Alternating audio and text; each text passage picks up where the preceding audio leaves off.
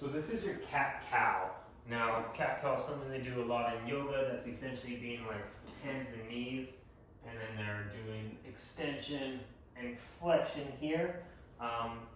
The way I want you to approach this is more about spinal segmentation. So trying to break down the back into pieces like lower lumbar, thoracic, cervical. So we're trying to work our way up through the vertebrae and just moving one piece of that back at a time. So when you do this cat-cow, what I would recommend is that you set a timer for yourself.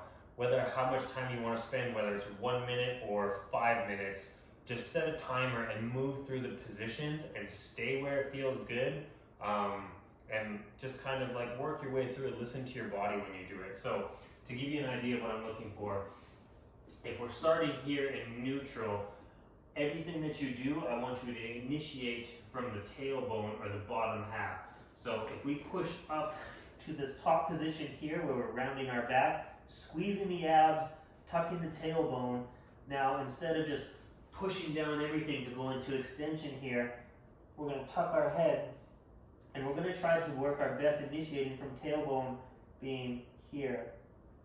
So tailbone moves first, low back, and then we're working our way up. Now I'm thinking about pushing my belly button down and then my rib cage, keeping the neck bent. And then I'm going to lift the head as the very last piece. And there's quite a bit of tension in my back here because I'm utilizing all those muscles in my back to actually pull me into deeper extension. Now when we go back into flexion, slowly, tailbone first.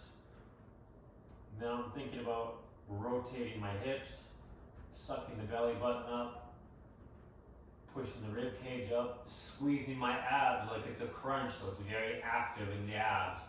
And then I'm pushing up and tucking my head. Back to our initial position.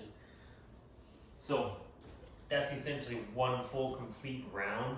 Again, what I would do is set a 1 to a 5 minute timer and just flow through that, trying to gain better control. This is not a lazy motion. When I'm in extension, all the muscles in my back are pulling me into extension, so they're actually quite tight. It's not like a lazy, relaxed position. And then when I'm going into that flexion position where I'm crouched here, everything is tight, like tight tissue here, and as I'm rolling the pelvis, my abs are like doing that job for me. Everything's very, very tight, trying to move the spine one piece at a time. That's going to be healthy spine work.